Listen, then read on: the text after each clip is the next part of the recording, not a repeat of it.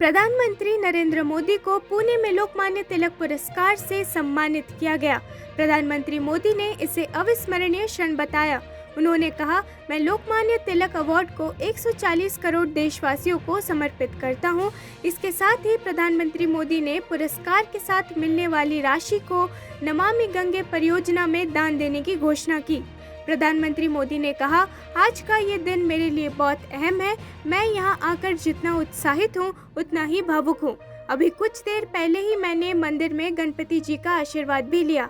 लोकमान्य तिलक राष्ट्रीय पुरस्कार मिलना बहुत सम्मान की बात है। ये छत्रपति शिवाजी की धरती है। प्रधानमंत्री मोदी ने संबोधन के दौरान पुरस्कार राशि दान करने की घोषणा की और कहा, जिनके नाम में गंगाधर हो उनके नाम पर दी गई राशि को भी गंगा जी को समर्पित कर दिया गया है। मैंने पुरस्कार राशि नमामि गंगे परियोजना के लिए दान देने का निर्णय लिया है।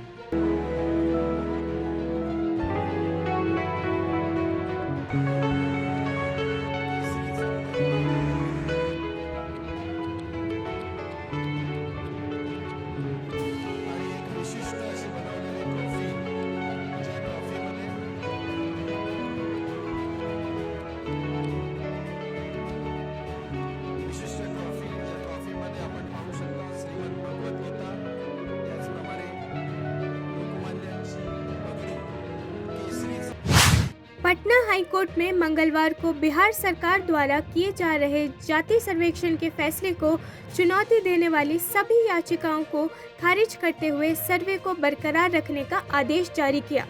सरकार के फैसले को चुनौती देने वाले याचिकाकर्ता यूथ फॉर इक्वालिटी का प्रतिनिधित्व करने वाले वकील दीनू कुमार ने बताया कि वो फैसले को सुप्रीम कोर्ट में चुनौती देंगे।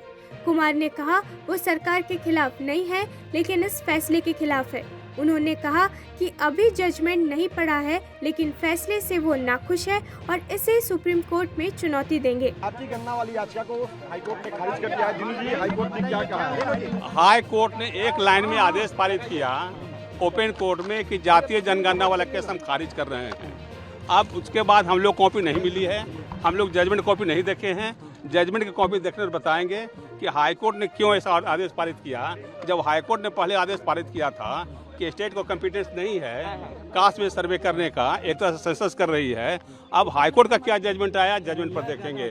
लेकिन मेरे क्लाइंट का जो इंस्ट्रक्शन है, इसके इस जजमेंट के अगेंस्ट हम लोग सुप्रीम कोर्ट दायर करेंगे। सारी याचिकाएं खारिज कर सारी याचिकाएं खारिज कर दे, सारी याचिकाएं खारिज कर दी। मतलब ये कि एक लाइन में अगर कहा जाए कि फिर से बिहार में जातीय जनगणना होगी निश्चित रूप से इस फैसले के बाद। सर, आपने जो दलील दी थी क्या वो नहीं? अभी जजमेंट हम लोग नहीं देखे हैं, इसलिए उसके बारे में कुछ नहीं बोल सकते। कुछ नहीं देखे हैं। अविश्वास प्रस्ताव पर बात करते हुए कांग्रेस सांसद अधीर रंजन चौधरी ने कहा कि ये प्रधानमंत्री की जिम्मेदारी है कि वो संसद में आए और अविश्वास प्रस्ताव के नियम के तहत विपक्ष की मांगों और शिकायतों का जवाब दें। उनका ये भी कहना है कि हमें प्रधानमंत्री मोदी को मणिपुर के मुद्दों पर बात करने के लिए एक नया तरीका खोजना होगा और इसीलिए हमें अविश्वास प्रस्ताव का सहारा लेना होगा। नियम के मुताबिक अविश्वास प्रस्ताव लाकर संसद में आकर विपक्ष की मांगों और शिकायतों का जवाब देना प्रधानमंत्री की जिम्मेदारी है। इसीलिए संसद में अविश्वास प्रस्ताव पेश करना हमारा मकसद है। साहब की बात सुनने की कुछ नया उपाय ढूंढा जाए और चलते चलते हमें अविश्वास प्रस्ताव की सहारा लेने पड़ी, क्योंकि नियमों के मुताबिक अविश्वास प्रस्ताव लाने से प्रधानमंत्री जी को ये जिम्मेदारी बनते हैं कि सदन में आकर वो हमारे सारे विपक्ष को जो मांग है, जो शिकायतें हैं, उसके ऊपर वो जवाब दिया करें। बस यही हमारा मकसद था अविश्वास प्रस्ताव लाने का। हम सारे विपक्ष को।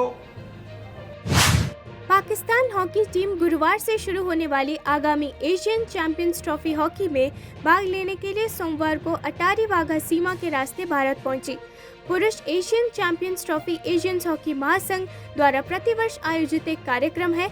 इसमें उस हॉकी सीजन के दौरान राउंड रोबिन प्रारूप में प्रतिस्पर्धा करने वाली एशिया की शीर्ष 6 फील्ड हॉकी टीमें शामिल हैं। इस टूर्नामेंट के इतिहास में भारत और पाकिस्तान संयुक्त रूप से सबसे सफल टीमें हैं। पाकिस्तान ने 3 बार टूर्नामेंट जीता है। पाक हॉकी टीम के कोच मोहम्मद सकलैन ने खेलों के माध्यम से भारत-पाक संबंधों के मजबूत होने की उम्मीद जताई। उनका कहना है कि खेल एक अच्छी चीज है, ये दूसरों के साथ आपके रिश्ते बनाने में मदद करता है। पाकिस्तान टीम जो है वो चेन्नई में जा रही है एशियन चैंपियंस ट्रॉफी खेलने के लिए, और जो है ये इसमें पूरे एशिया की टीमें होंगी, और वी होप के जो है हम खेल के साथ जो है अपनी दोस्ती को भी जो है आगे बढ़ाएंगे। सर, जैसे दोनों मुल्क में खटास, आप समझते हैं मनोरंजन और खेल है जो आपस दोनों मुल्कों में प्यार बढ़ा सकता है? मैं नहीं समझता कोई ऐसा है दोनों कौमों में। ये हमेशा जब भी मिलते हैं, बड़े मेहमान नवाज कौमें हैं, जब भी आप देखें जब भी मेहमान आते हैं उनकी पूरी मेहमान नवाजी होती है। तो ये दोनों कौमों का दिल बहुत बड़ा है, ये बिल्कुल भी लोग ये ना समझें कि दोनों कौमों का दिल छोटा है। अवैध रूप से कब्जे वाले गिलगित बाल्टिस्तान में संधि क्षेत्र बाढ़ से बुरी तरह प्रभावित हुआ है। क्षेत्र में पानी की आपूर्ति करने वाले 2 प्रमुख जल चैनल पूरी तरह से नष्ट हो गए हैं, जिसके परिणाम स्वरूप स्थानीय आबादी के लिए पीने के पानी की गंभीर समस्या हो गई है। दैनिक जरूरतों के लिए स्वच्छ और सुरक्षित पानी की कमी के कारण निवासियों को भारी कठिनाइयों का सामना करना पड़ रहा है। इस प्राकृतिक आपदा का खामियाजा खेतों को भुगतना पड़ा है। बाढ़ ने फसलों को व्यापक नुकसान पहुंचाया है, जिससे खेत जलमग्न हो गए हैं और नष्ट हो गए हैं, खासतौर उन किसानों के लिए जो अपनी आजीविका के लिए इन खेतों पर निर्भर है। लोकमान्य तिलक राष्ट्रीय पुरस्कार से सम्मानित होने के बाद प्रधानमंत्री नरेंद्र मोदी ने पुरस्कार राशि को नमामि गंगे परियोजना के लिए दान करने का निर्णय लिया। प्रधानमंत्री मोदी ने कहा कि वो इस पुरस्कार को भारत के 140 करोड़ लोगों को समर्पित करते हैं। उनका कहना है कि मैंने पुरस्कार राशि नमामि गंगे परियोजना को दान करने का फैसला किया है। मैं ये पुरस्कार देश के 140 करोड़ लोगों को समर्पित करना चाहता हूँ। साथियों, जब कोई अवार्ड मिलता है तो उसके साथ ही हमारी जिम्मेदारी भी बढ़ जाती है।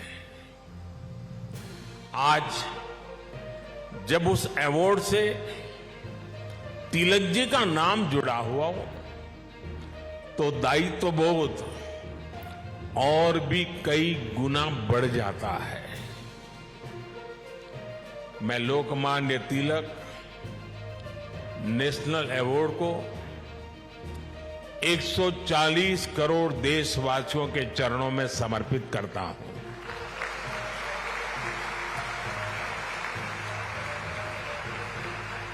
मैं देशवासियों को विश्वास भी दिलाता हूं कि उनकी सेवा में, उनकी आशाओं अपेक्षाओं की पूर्ति में हरियाणा के मुख्यमंत्री मनोहर लाल खट्टर ने कहा कि नूह हिंसा की घटना में बड़ी साजिश की बू आ रही है। ANI से बात करते हुए उन्होंने कहा कि ये एक दुर्भाग्यपूर्ण घटना है। एक यात्रा का आयोजन किया जा रहा था, जिसके दौरान कुछ लोगों ने यात्रियों और पुलिस पर हमला करना शुरू कर दिया। कई जगहों पर हिंसा की घटनाएं सामने आई। नूह जिले और आसपास के इलाकों में भारी पुलिस तैनात की गई है। नूह में भी कर्फ्यू लगा दिया गया है और कुछ जगहों पर धारा 144 लगा दी गई है। करीब 44 FIR दर्ज की गई है और 70 लोगों को हिरासत में ले लिया गया है। उनके खिलाफ सख्त कार्रवाई की जाएगी। अब तक 2 पुलिस अधिकारियों समेत 5 लोगों की जान जा चुकी है। हम उन्हें हर संभव सहायता प्रदान करेंगे। मैं आम लोगों से जिले में शांति बनाए रखने की अपील करता हूं। 31 तारीख को नूह में घटना हुई, बहुत ही एक दुर्भाग्यपूर्ण घटना है। कुछ लोगों ने एक षड्यंत्र रच करके उस यात्रा पर आक्रमण करना शुरू किया। आक्रमण न केवल यात्रा पर बल्कि पुलिस के ऊपर भी उन लोगों ने किया, जिसके परिणाम स्वरूप यात्रा को भी भंग किया गया। निश्चित रूप से एक बड़े षड्यंत्र का कहीं ना कहीं हिस्सा लगता है।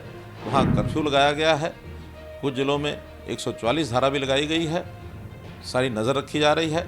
कल जो 31 तारीख को नूह में घटना हुई, बहुत ही एक दुर्भाग्यपूर्ण घटना है। इस घटना के होते ही जब हमको पता लगा तो हमने अपने पुलिस के सब उच्च अधिकारियों को, DGP साहब, ADG CID, ADGP law and order और अन्य आसपास के जिलों से भी पुलिस फोर्स को तुरंत वहाँ रवाना किया। दोपहर 2 बजे के आसपास की ये घटनाएं हैं।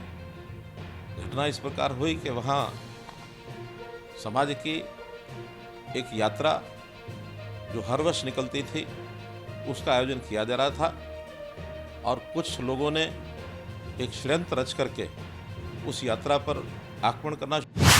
कांग्रेस सांसद केसी वेणुगोपाल ने भाजपा के नेतृत्व वाली केंद्र सरकार की आलोचना की और कहा कि ये सरकार मणिपुर मुद्दे पर पूरी तरह से असंवेदनशील है। उनका ये भी कहना है कि वे मणिपुर मुद्दे पर अपनी आवाज उठाते रहेंगे। केसी वेणुगोपाल ने कहा कि ये सरकार मणिपुर मुद्दे पर पूरी तरह से असंवेदनशील है। प्रधानमंत्री 5 सेकंड के लिए भी संसद में नहीं आ रहे हैं। हम यहाँ भारत के लोगों की आवाज उठाने के लिए हैं और हम ऐसा करना जारी रखेंगे। The opposition parties have staged walkout from Rajya Sabha today. This government is totally insensitive on this Manipur issue. Prime Minister is not even coming to the Rajya Sabha for Parliament for 5 seconds. These are all unprecedented things in democracy. Therefore, we are here to raise the voice of the people of India. We are here to raise the voice of the people of Manipur. We will continue that. But sir, today you have boycotted. Also, another important issue from the opposition party is that the Delhi services bill is going to be introduced in Lok Sabha. What will be the stand of the opposition? Let us see. For that point of time, we will take a decision. Delhi bill, we have to oppose it and we have to defeat it. This is what the opposition view. Delhi bill, that is totally anti-federal system, totally undemocratic. So we are going to oppose it with tooth and nail.